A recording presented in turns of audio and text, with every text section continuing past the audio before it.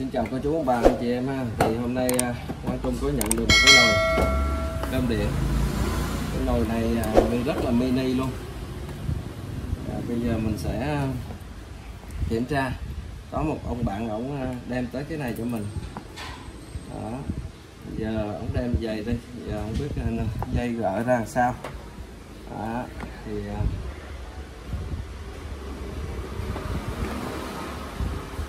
như đây là dây nguồn, đây là dây nguồn. Đó. Thì nó có xài điểm sơ qua thì mình cũng coi lại coi. Cái điểm sơ qua là xài cái một cái bo mạch nhỏ, có cái rờ le để mà thời gian cấp nguồn cho cái điện trở đốt này ha. Rồi mình sẽ đo dòng coi là có điện hay không. Mình cũng kiểm tra nó từng chút một nha.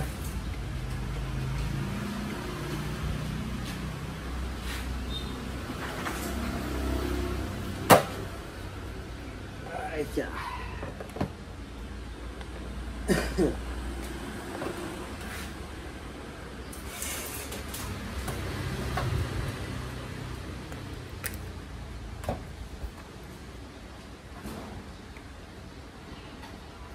Mình sẽ coi cái dây nguồn đây, một nguồn này đỏ nè, đỏ qua đây. Rồi, mình kiểm tra hai đầu.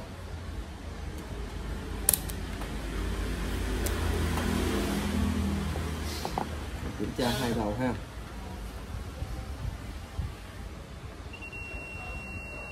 Rồi, còn kiểm tra tiếp tục nữa.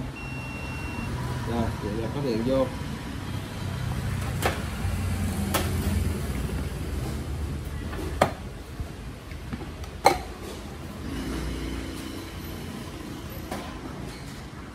Sao hả?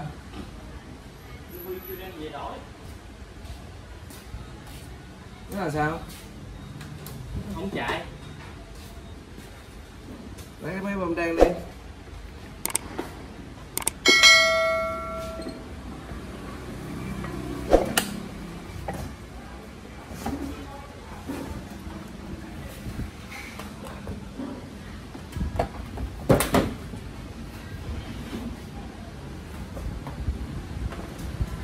Rồi giờ mình sẽ cấp nguồn vô thử đi.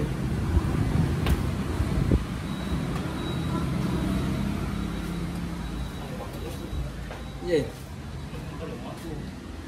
Lấy cái kia đem qua, đâu có gì đâu.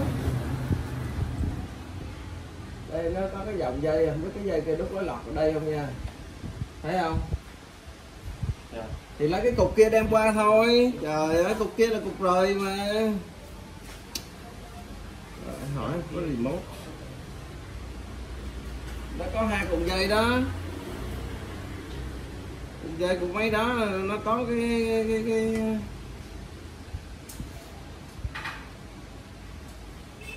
để cho nó gọn gàng. Rồi mình sẽ cắm nguồn coi sao. Có lên nguồn nè.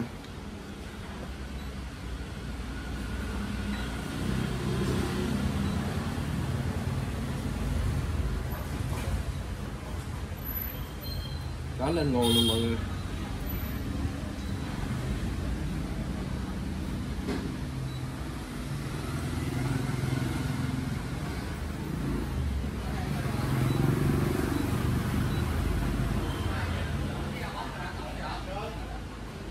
Nhưng mà nó không có cắn dòng nha. Để mình xem.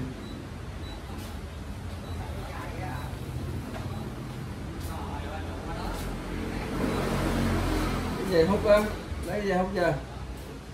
Lấy cái dây hút thôi, bên kia có dây rồi, đem chi cho nó rườm ra.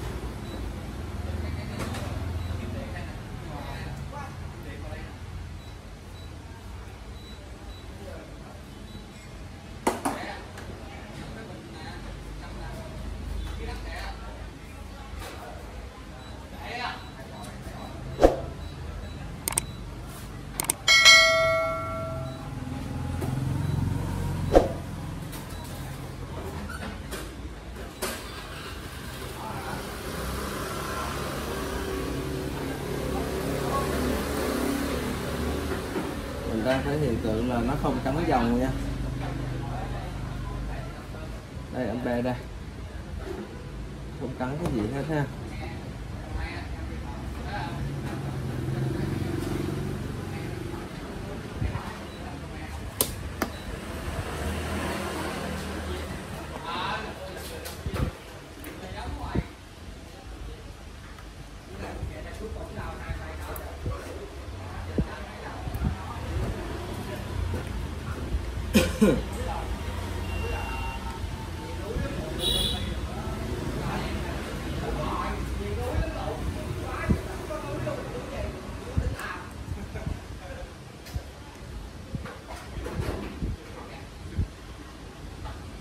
Giờ mình sẽ mở sơ cái mặt này ra, mình coi coi nó có con sẽ trễ không.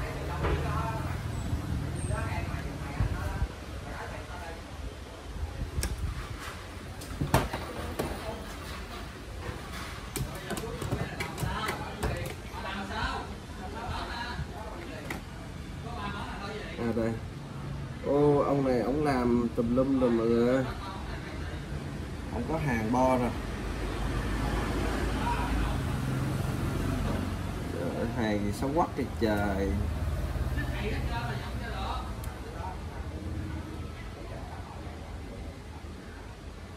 Hiện trở này ông không thay rồi.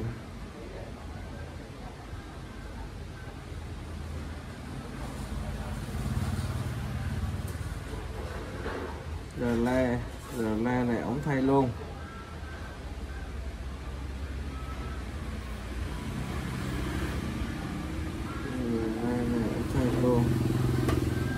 Bây giờ mình sẽ kiểm tra sơ cái bo mạch này, mình quay tiếp cho mọi người xem nha. Rồi mình sẽ mở cái đáy là hồi này ra ha, mình sẽ mở cái mâm này ra, mình coi sơ những cái cảm biến ở trong cái nồi cơm này nó như thế nào.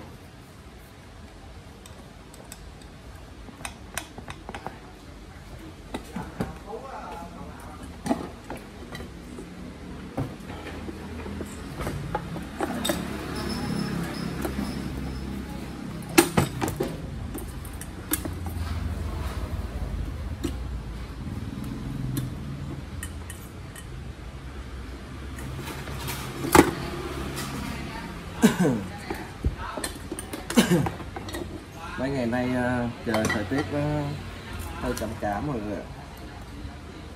Đây tôi quay cho mọi người xem ha. Cái con cảm biến thì con sensor với con cảm biến nó nằm trong đây. Sensor cảm biến với thuộc gì nó đều nằm hết trong này ha. Bây giờ mình sẽ mở sơ bộ ra để mình xem coi. Thì chúng ta thấy là có một con không có lên nha. Ổng cũng tháo ra rồi mọi người, ổng cũng tháo cái này ra luôn rồi ha. Đó. Và ổng sửa không được thì ổng mới đem tới đây, khổ đời ghê luôn á.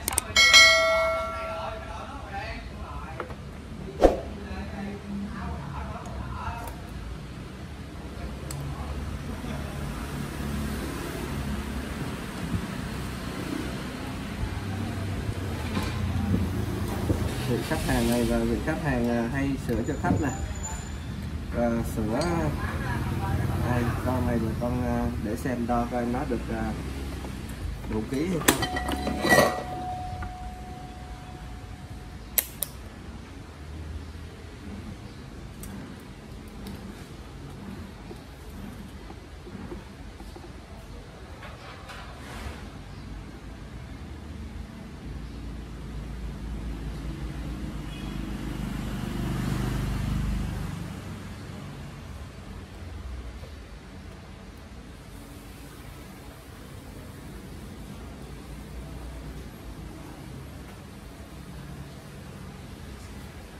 Rồi, con này còn.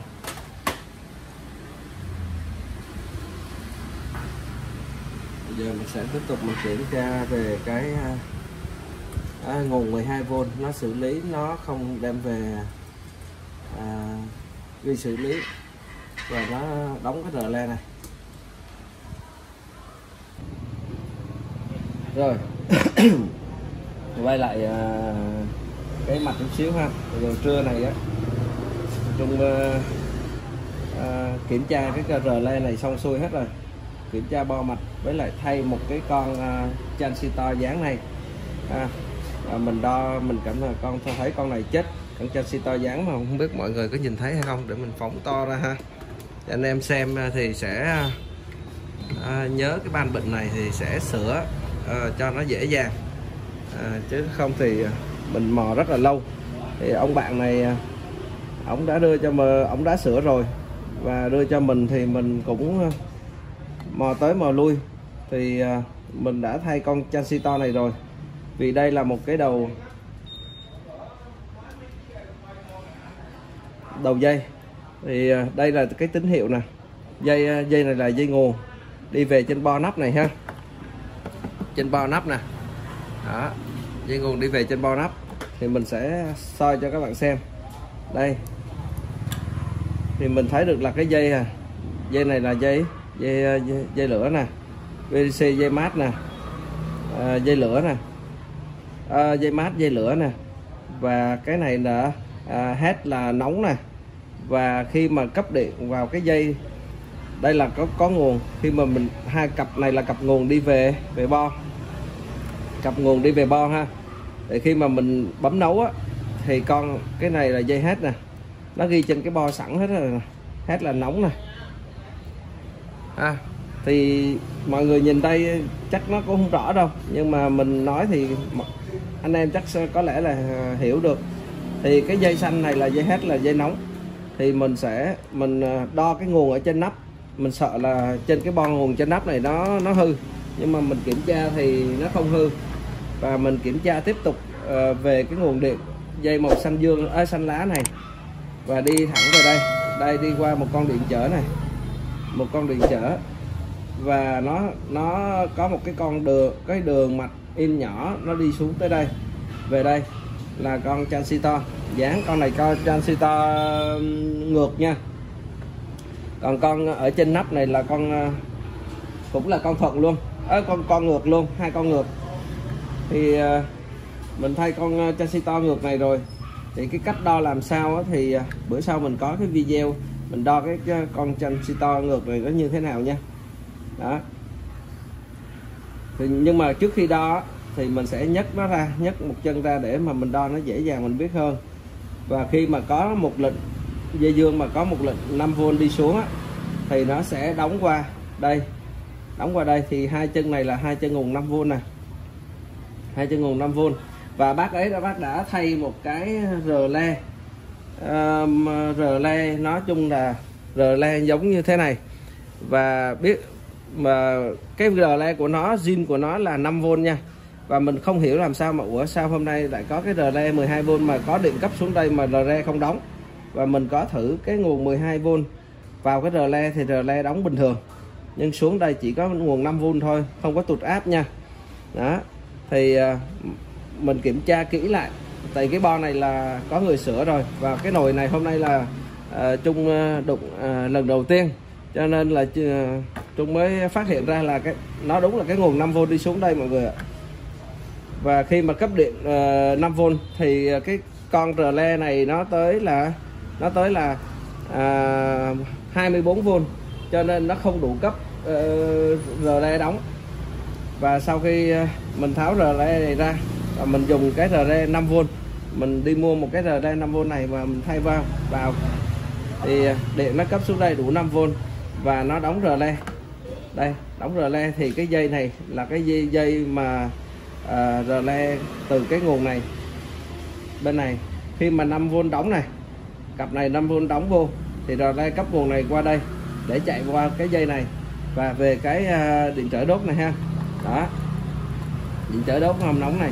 Rồi thì cái video mà hôm nay Trung cố tình làm từ hồi trưa tới giờ là để cái thứ nhất là nâng cao cái tay nghề, thứ hai là làm cái video để cho mọi người biết nó bị như thế nào luôn, cái ban bệnh nó như thế nào. Là thứ nhất là transistor, nếu như có điện vào và trên màn hình này hiển thị đầy đủ thì chúng ta kiểm tra lại gì, nguồn 5V đó, nguồn 5V xuống đầu transistor. Nếu như chúng ta đo mà nguồn 5V ở đây thì cái relay hư. Còn nếu như 5V ra đây, 5V xuống, nguồn 5V có mà qua đây không có thì mình sẽ thay con transistor này nha. Đó. Và con transistor này nó liên quan tới một con transistor ở trên nắp nữa mà Trung đã gắn vào rồi. Nhưng mà con đó lại không quan trọng, tại vì nguồn cấp xuống tới đây rồi thì mình phải kiểm tra từ con điện trở này. Đây có 3 con điện trở thì mình kiểm tra con điện trở này là con điện trở đầu tiên, nó có một cái đường line nhỏ đi qua đây, đi về đây đó. Và cái đường thứ hai nữa là gì? Cái đường thứ hai nữa là dây nguồn chính của nó ở đây, đi ra đây. Và nó có qua một con điện trở nữa thì nó đi đóng về đây qua một con tụ lọc này đó, tụ dập nguồn này, rồi chạy về đây đó, mọi người thấy ha. Đây là một chân và đây là một con chân nữa là của con transistor. Rồi thứ hai nữa, có ban nữa là gì? Tất cả có nguồn rồi mà mình không thấy nóng thì thứ nhất là mình sẽ kiểm tra cái cặp. Đây cái cặp này là cái cặp cặp này ha. Cặp này là cái con này là cái con đầu dò, tức là cái con sensor, con cảm biến đầu dò nhiệt độ đó. Thì mình kiểm tra con này xem đủ 60 kg hay không, mình sẽ đo ha, cái cặp màu vàng này. Còn một cặp nữa là gì? Cái dây nguồn này nó có 2 cái con cầu chì, tức là 2 dây nguồn đều có 2 con cầu chì hết ha. Thì mình sẽ kiểm tra từ cái đầu nguồn đi vào và đo cái dây từ đầu nguồn đi vào, đo cái dây từ nguồn đi vào đây. Mình sẽ kiểm tra luôn cho mọi người dễ hiểu nè. Thì đây là một cái dây màu xanh thì mình sẽ đo vô dây màu xanh ở trong cái này. Đây dây màu xanh đây.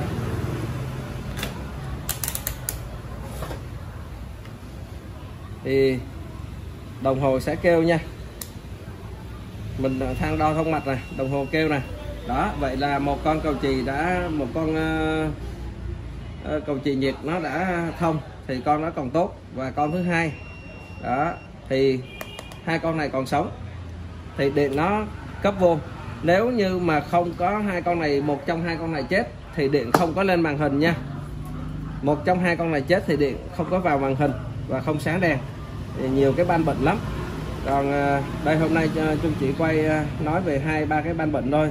Và thứ hai nữa, nếu như điện vào mà không nóng, có nguồn điện 220, có nguồn điện 220 tới đây rồi mà không nóng thì mình kiểm tra lại cái 2 cái điện trở đốt nóng này của nồi cơm này, xem nó có còn hay không. Thì mình để cái thang nhân 10 hoặc là 10k cũng được. Đây đo 10k đi cho nó dễ xem. 10k thì nó sẽ thông mạch nha. Đây đó, đo thì nó sẽ lên nha đó. Và mình kiểm tra, và cái cách mà đo có chạm chập hay không thì mình đo một chân vào đó để xem kim nó có nhích hay không. Không nhích thì là không chạm đó. Rồi mọi người xem cái video thấy hay bổ ích thì cứ subscribe cái kênh của Quang Trung nha. Và Trung nói thêm nữa là cái dây này là dây màu xanh này là gì? Cái này là cảm biến, nó cũng là con sensor cảm biến nhiệt độ ở nắp đó. Thì con này cắm vô đây, con này của dưới nhiệt độ ở dưới đáy nồi đó. Mình đo được là 70 kg. Rồi bây giờ mình sẽ cắm và cho các bạn thấy được rằng là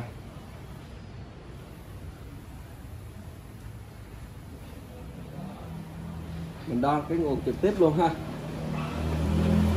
Đây thì nguồn đã lên rồi nha mọi người. Đây mình bấm và mình nghe cái relay nó đóng cái tập liền đó, relay đóng cái tập liền. Thì mới lần đầu thì bác để cái relay 12 24V cho nên là nó không đóng được, cho nên là mình thay cái relay 5V luôn. Rồi video của Quang Trung tới đây kết thúc ha. mọi người đăng ký và đón cái video mới nhất từ Quang Trung nha.